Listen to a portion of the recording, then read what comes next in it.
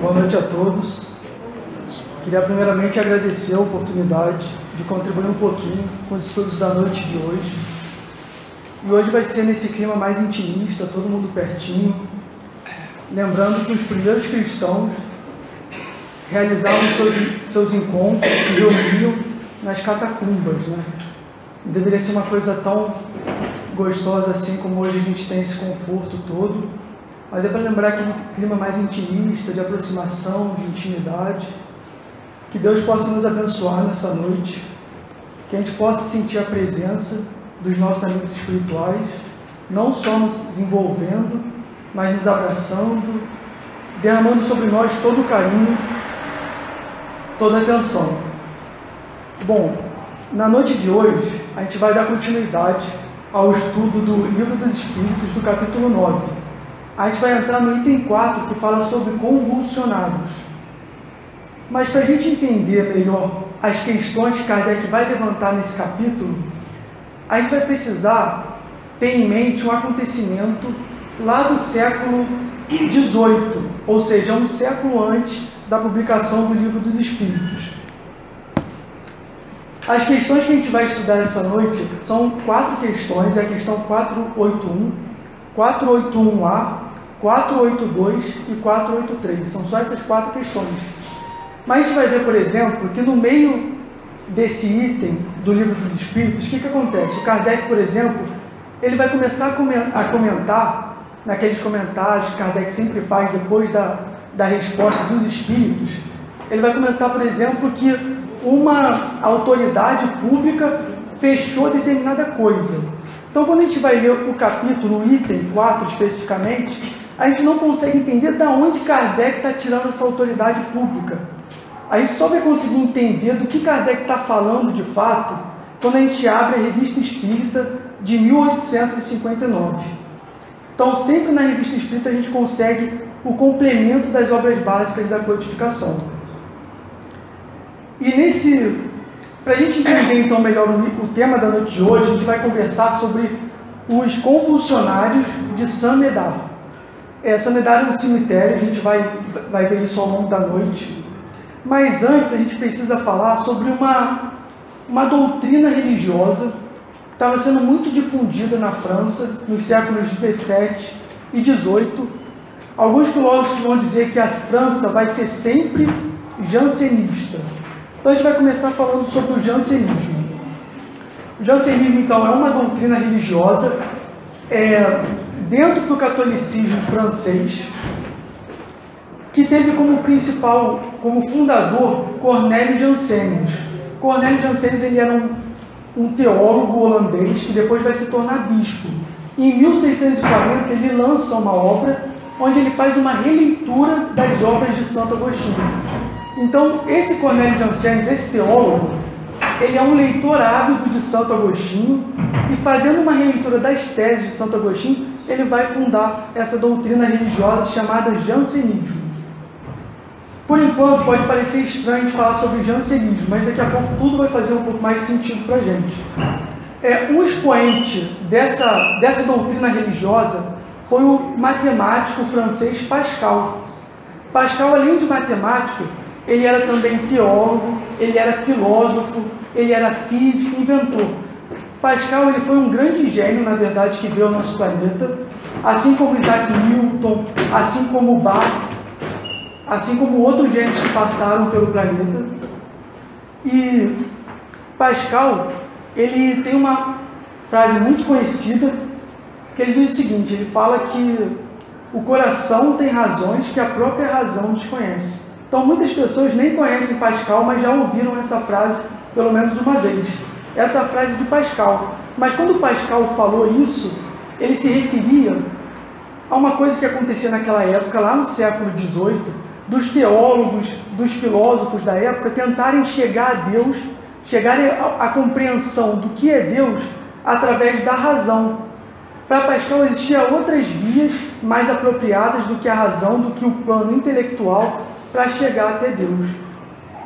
Mais para frente a gente vai ver que tanto Pascal quanto Santo Agostinho, né, e Pascal ele era um leitor ávido também de Santo Agostinho, Pascal, assim como Cornélio Janssens, ele era jansenista, né? E Pascal ele vai ser um dos expoentes da codificação espírita ao lado do Santo Agostinho e de tantos outros espíritos que trabalharam na codificação, nessa tríade de espíritos da codificação.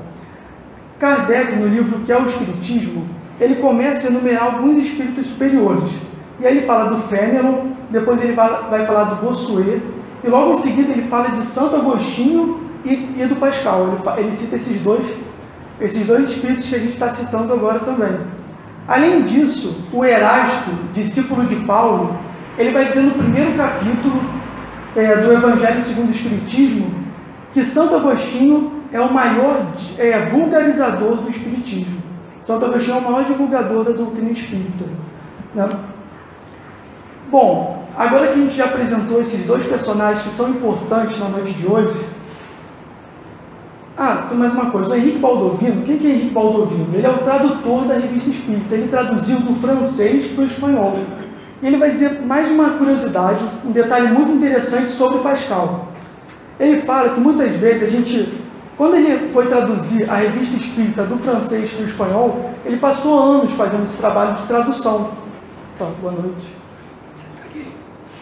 Ele passou anos fazendo esse trabalho de tradução, e uma das coisas que ele percebeu foi que muitas vezes um texto que aparecia, uma mensagem que aparecia na Revista Espírita, ela aparecia depois nas obras básicas da codificação, mas os nomes apareciam trocados. Por exemplo, de vez em quando a gente vai ver um espírito protetor nas obras básicas da codificação, e na Revista Espírita a gente encontra a mesma mensagem com o nome do espírito, né? Mas ele percebeu que uma das mensagens da Revista Espírita era do Francisco de Sales, que muitas vezes se apresentava também como François de Geneve. Francisco de Sales foi um santo da Igreja Católica, e ele fala que depois ele vai olhar na obra básica da codificação e encontra a mesma mensagem no Livro dos Médiuns, e quem assina é Pascal. Então ele foi fazer um estudo da vida de Francisco de Sales e também de Pascal, e viu muitas similaridades entre a vida desses dois espíritos. Então ele dá essa dica de, quando a gente for estudar tanto a Revista Espírita como as obras básicas, cruzar essas informações. Bom, mas o personagem principal da noite de hoje não é um matemático brilhante. O personagem principal é o diácono François de Paris. Esse diácono François, ele foi um jansonista também, ele era um fervoroso jansonista, e ele era reconhecidamente bondoso. Ele ajudava muitas pessoas, muitas famílias. E ele, quando o pai dele morreu, ele era o irmão mais velho, ele abriu mão de toda herança e deixou para o irmão caçula. E no ano de 1727, ele faleceu. Então o que o irmão caçula dele fez? Pegou, em homenagem, construiu um túmulo muito bonito no cemitério de Saint-Médard. Então nesse cemitério, logo depois, no século XVIII, em 1727, quando o diácono faleceu, muitos adeptos do jansenismo, que tinham convivido com o diácono, que gostavam muito dele, começaram a ir até o túmulo dele, nesse cemitério em Paris, para fazer as suas preces. E aí que começa a história toda da noite de hoje. Quando eles chegavam lá no cemitério para fazer as preces, lá no túmulo, e tocavam no túmulo, o que acontecia? Esses adeptos começavam a entrar em convulsões. Eles começavam a ter várias convulsões. Outras pessoas, quando encostavam no túmulo, elas eram curadas das doenças. E foi tendo conhecimento desse fato que Kardec foi se interessar para saber qual a influência do mundo espiritual sobre os casos dos convulsionários. E ele vai fazer a primeira pergunta, que é a questão...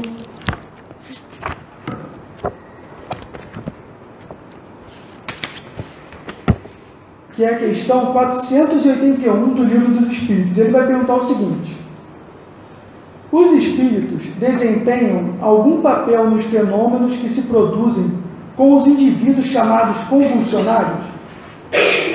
Então, o que vocês acham? Será que os espíritos participaram desse acontecimento lá no cemitério? Será que tinha influência do espírito ou não tinha? Bom, a resposta dos espíritos é a seguinte: sim, e muito grande. Assim como o magnetismo que é a fonte originária desses fenômenos.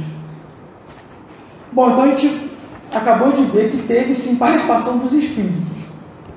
Mas além desses fenômenos que aconteciam, de convulsões e de cura de doenças, outros fenômenos aconteciam também lá no cemitério.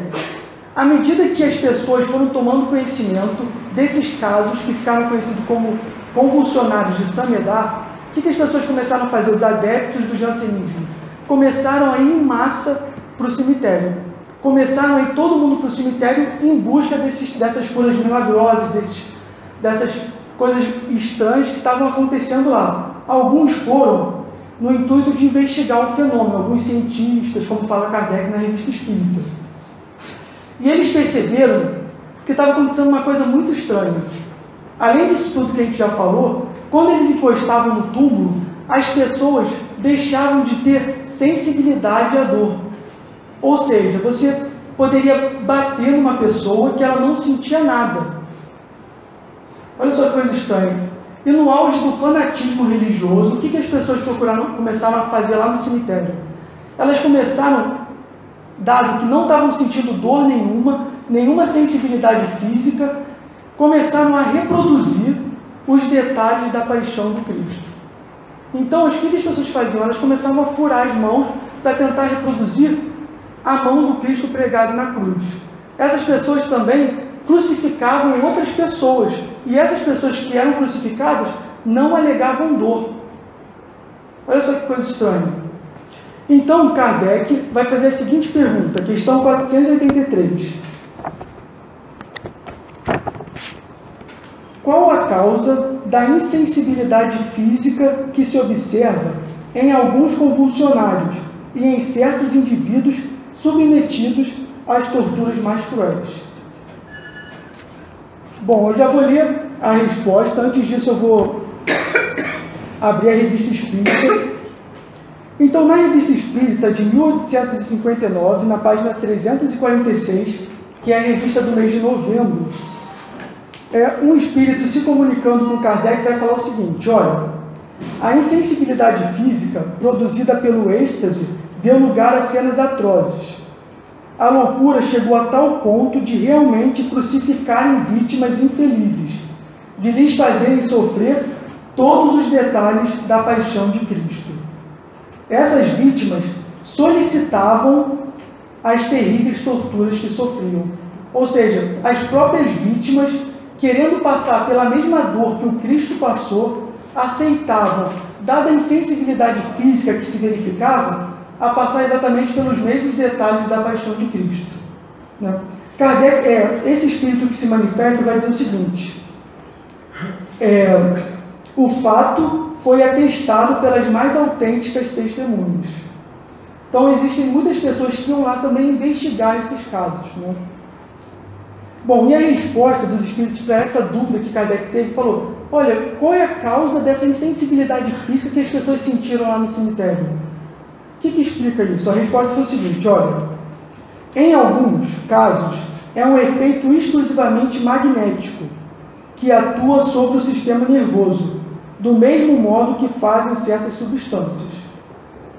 Em outros casos, a exaltação do pensamento amortece a sensibilidade, como se nestes a vida tivesse se retirado do corpo para se concentrar no espírito. Não sabeis que quando o espírito está muito preocupado com uma coisa, o corpo não sente, não vê e nada escuta? E aí o Kardec ele vai comentar essa questão e vai dar um exemplo dos soldados no campo de batalha. Muitas vezes o soldado, naquela adrenalina do combate, ele muitas vezes tem um ferimento e continua bravamente lutando, parece que aquela dor não tem o mesmo efeito do que em outras pessoas. Né?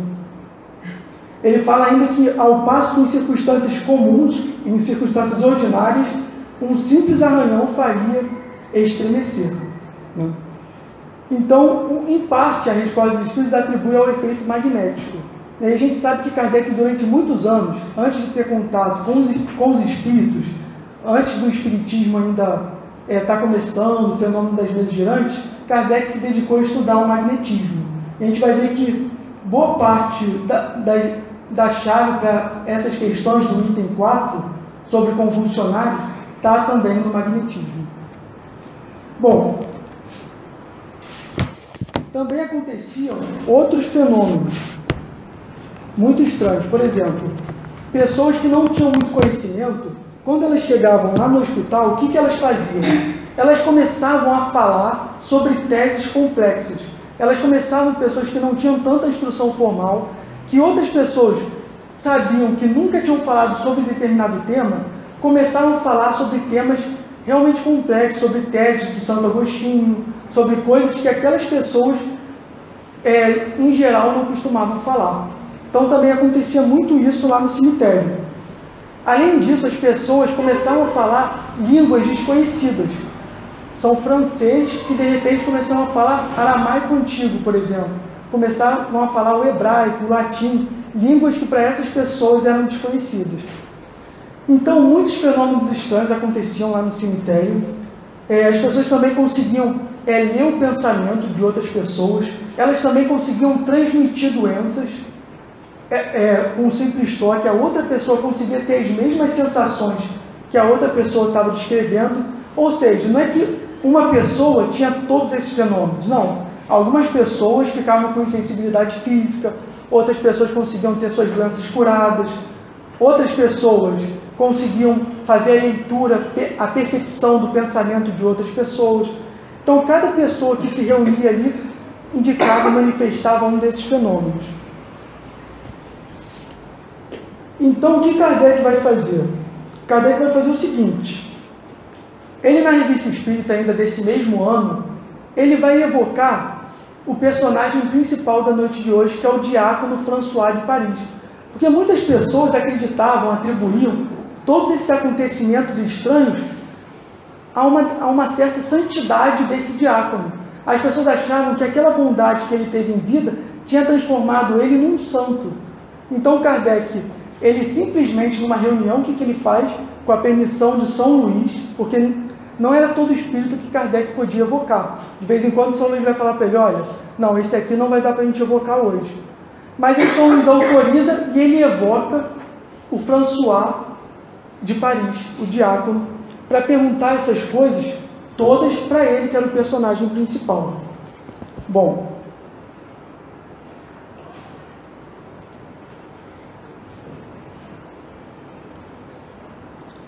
então a primeira pergunta que ele faz para o diácono é a seguinte: diácono, qual é o vosso atual estado como espírito? Resposta: errante e feliz. Ou seja, ele está na erraticidade e é um espírito que não está em sofrimento, ele está feliz. A segunda questão que Kardec vai perguntar para ele é a seguinte: olha, diácono, depois dessa sua vida depois dessa vida como diácono, você teve outras existências? Você reencarnou outras vezes? Resposta do diácono: não. Ou seja, haviam se passado 132 anos e o diácono François de Paris ainda não havia reencarnado de novo para a Terra. Continuava lá no plano espiritual desde aquela época. Outra questão que ele vai fazer é a seguinte: qual foi a causa dos estranhos fenômenos que se passavam com os visitantes do vosso túmulo, lá no cemitério Saint-Médard? E a resposta é: intriga e magnetismo. Ou seja, esse detalhe da intriga a gente não estava sabendo ainda, ele informou agora para Kardec. E aí Kardec continua perguntando o seguinte: olha, você participou diretamente como espírito desses fenômenos? Porque muita gente estava atribuindo, esses fenômenos a quem? Ao diácono François de Paris, porque ele era muito bondoso. Eles estavam achando que esse diácono tinha virado um santo. Mas a resposta do diácono é que nem de leve ele participou disso. Ora, se ele não participou, será que outros espíritos participaram? Essa foi a questão que o Kardec fez logo em seguida. E a resposta dele foi em uma palavra: muitos. Ou seja, muitos espíritos estavam participando desses casos. Então Kardec agora ele quer saber se esses espíritos eram espíritos superiores ou eram espíritos inferiores. Não? Porque ali estavam acontecendo muitas curas, muitas coisas que eram consideradas milagrosas. Então Kardec falou: olha, eu acho que esses espíritos eram os espíritos superiores. Mas olha a resposta do diácono: Kardec vai perguntar, em geral, de que natureza eram, e o diácono vai responder, pouco elevada. Essa questão que a gente acabou de ler, que está na Revista Espírita, é a questão 481A do Livro dos Espíritos. Kardec vai perguntar, questão 481A, de que natureza são, em geral, os espíritos que concorrem para a produção desses fenômenos? Resposta dos espíritos, pouco elevada. Acreditais que espíritos superiores se divirtam com tais coisas? Bom, Kardec vai fazer mais algumas outras questões. Deixa eu ver se tem mais alguma questão mais importante aqui. Aqui, outra questão interessante que ele fala é o seguinte, olha, por que essas curas e esses fenômenos terminaram quando a autoridade pública se opôs, fechando o cemitério? Então, o que aconteceu? À medida que esses casos foram ganhando fama, muitas pessoas, muitos diaconistas começaram a se reunir lá no cemitério. E aí, o que a prefeitura, o que a autoridade pública fez? Mandou fechar o cemitério. E aí, quando mandaram fechar o cemitério, de uma hora para outra, todos esses fenômenos estranhos que estavam acontecendo pararam de acontecer. Então, agora a gente vai entender por que Kardec, na questão 483, ele vai comentar falando o seguinte. Ele vai comentar dizendo... Obrigado. O seguinte, ele fala, olha, visto que esses fenômenos dependem de uma causa física e da ação de certos espíritos, é de perguntar-se como, em alguns casos, a autoridade pública foi capaz de fazê-los cessar. Só agora que faz sentido Kardec, do nada, inserir uma autoridade pública no Livro dos Espíritos. Quando eu li pela primeira vez, eu não sabia por que Kardec estava fazendo esse comentário da autoridade pública. Mas é porque antes Kardec se debruçou sobre esses casos dos convulsionários. Antes Kardec teve o trabalho, mesmo antes, lá na época do magnetismo, de estudar também esses fenômenos. Bom, Kardec vai perguntar também para ele por que essas pessoas, por que os diaconistas escolheram o túmulo dele e não de outra pessoa, já que ele não participou desses fenômenos. Ele fala, olha, pensais que eu tenho sido consultado sobre isso? Eu não fui consultado. Escolheram o meu túmulo calculadamente. Minhas opiniões religiosas, ou seja, o fato dele ser jaconista... Nossa, eu estou falando jaconista, mas é jansenista. Desculpa, gente, é jansenista. O fato dele ser jansenista e também o pouco de bem que ele havia procurado fazer foram explorados nesse caso. A gente vai ver que na resposta dos espíritos da questão 481, ele vai dizer o seguinte, olha, muitas vezes, porém, o charlatanismo tem explorado e exagerado esses efeitos, o que os fez cair no ridículo.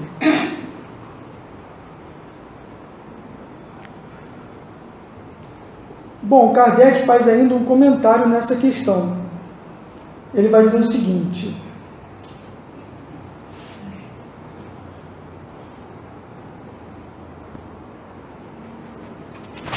ele vai falar o seguinte, olha,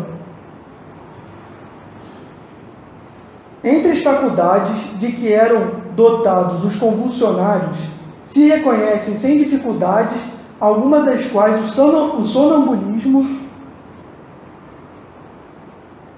e o magnetismo oferecem numerosos exemplos, tais como insensibilidade física, que a gente já falou, transmissão simpática das dores, percepção do pensamento, etc. Então ele cita algumas desses fenômenos estranhos que a gente estava estudando. Assim não se pode duvidar de que os crisíacos, sonambulismo acordado, provocado pela influência que exerciam a percepção... Nossa, as frases ficaram emboladas aqui, mas o que ele quis dizer é que não se pode duvidar que também teve um efeito do magnetismo e do sonambulismo sobre esses casos. Ele fala que tanto os espíritos encarnados como os espíritos encarnados, eles eram ao mesmo tempo magnetizados e magnetizadores. Então a gente viu que Kardec chamou o diácono, fez algumas perguntas, mas o Kardec ele não estava satisfeito ainda. Quando Kardec chamava um espírito para perguntar alguma coisa, ele ainda corria o risco daquele espírito estar mentindo para ele. Então o que ele fazia? eles chamavam um outro espírito que era notadamente superior para confirmar aquelas explicações anteriores. Então, na Revista Espírita de 1859, só que de dezembro do mês seguinte, o que ele vai fazer? Kardec vai evocar São Vicente de Paulo, que é um dos espíritos superiores, que fazem parte dos expoentes da codificação. Então ele vai evocar o São Vicente de Paulo e vai fazer a seguinte pergunta para São Vicente: olha, São Vicente, na última sessão evocamos o diácono de Paris, que teve a bondade de vir conosco. Desejaríamos ter a vossa opinião pessoal sobre ele. Ou seja, ele quer saber o que o São Vicente de Paulo acha do diácono. E o São Vicente vai dizer o seguinte: olha, o diácono é um espírito cheio de boas intenções, porém mais elevado moralmente do que em outros sentidos. Ou seja, provavelmente o diácono não era um espírito talvez elevado do ponto de vista intelectual. E aí Kardec continua perguntando para o São Vicente de Paulo. Ele pergunta o seguinte: olha, o diácono falou para a gente que ele estava alheio àquela situação, que ele não participou. Isso é verdade? A resposta do São Vicente é em uma única palavra: completamente. Ele não mentiu sobre isso. Então, outra questão que Kardec faz também, que é bem interessante, é o seguinte: olha, entre os convulsionários, alguns se submetiam a torturas atrozes. É aquele caso lá da insensibilidade física que a gente viu, que eles tentavam reproduzir os detalhes da paixão de Cristo. Qual era o resultado disso sobre seus espíritos depois da morte? Ou seja, será que reproduzir os detalhes da paixão de Cristo é passar exatamente por tudo aquilo que Jesus passou na carne? Será que passar por tudo isso gerou algum benefício?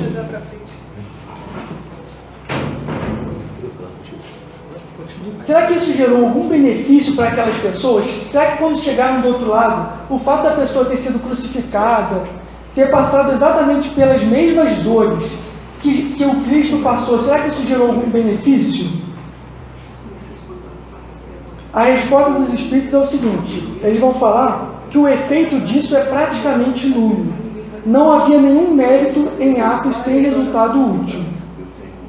Os que sofriam tais torturas pareciam insensíveis à dor. Eram simplesmente resignados. Outra questão do Kardec, ele quer saber se realmente existia insensibilidade física ou se aquilo era um charlatanismo, ou seja, as pessoas de fato, elas eram insensíveis à dor? Resposta: insensibilidade completa. De fato, os jansenistas que estavam lá no cemitério, eles eram insensíveis à dor. Quando eles estavam sendo crucificados, quando eles estavam reproduzindo os detalhes da paixão de Cristo, de fato eles não sentiam nada.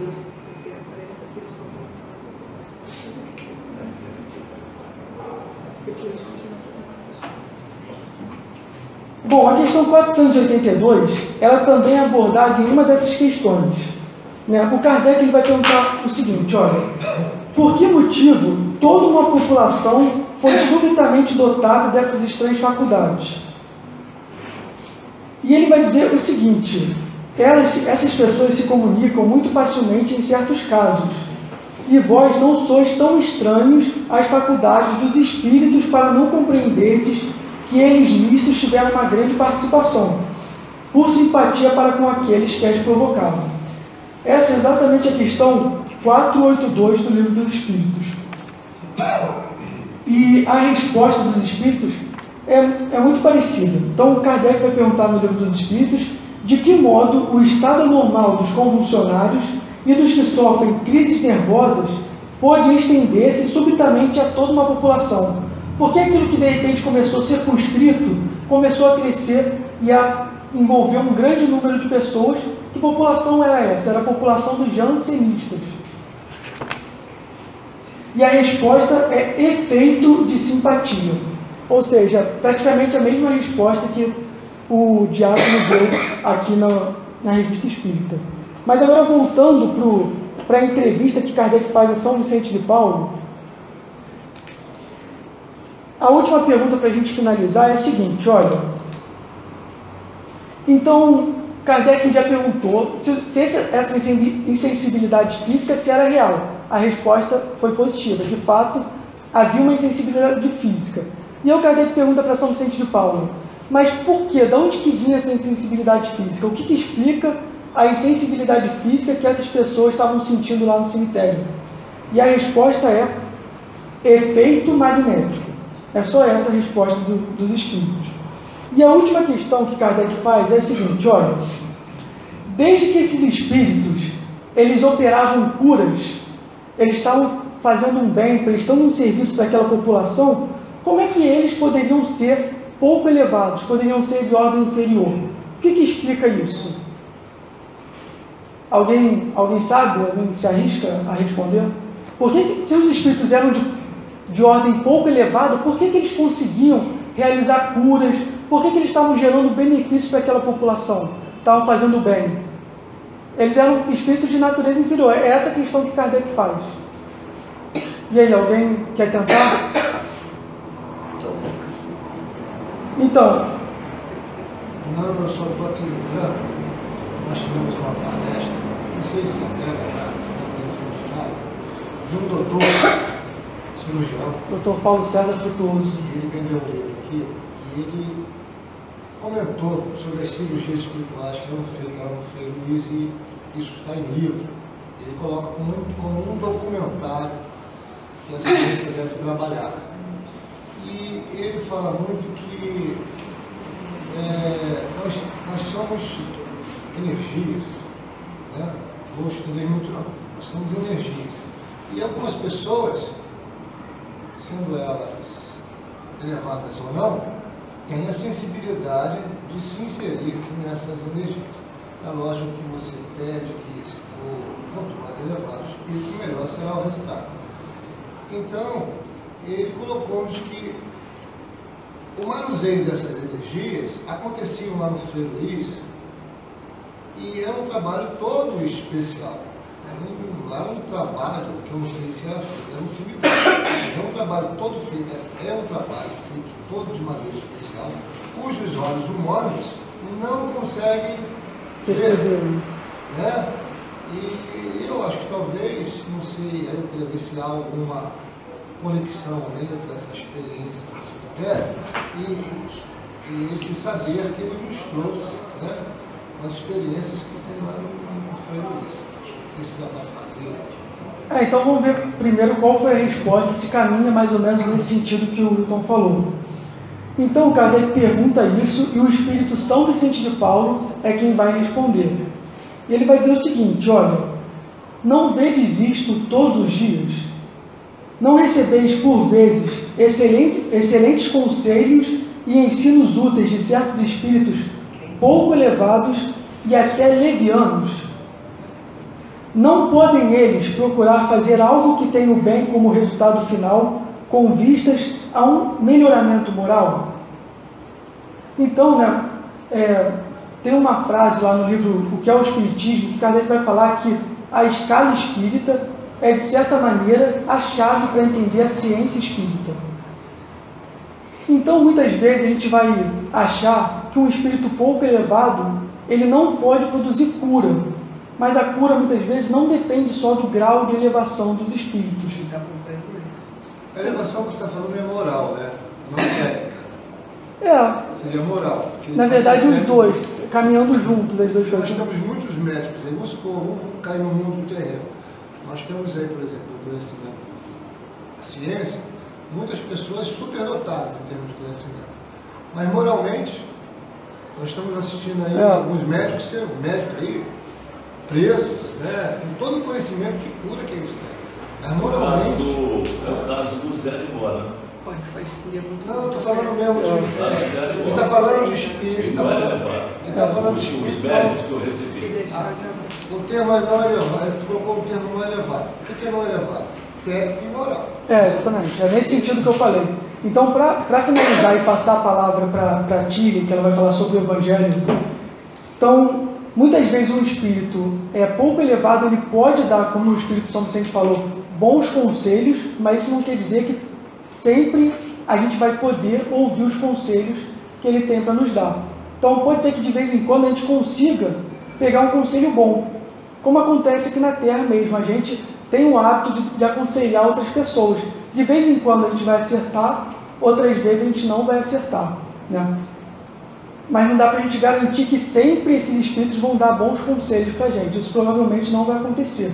Na questão das curas, a gente viu ao longo do estudo da noite de hoje que era também um efeito magnético, né?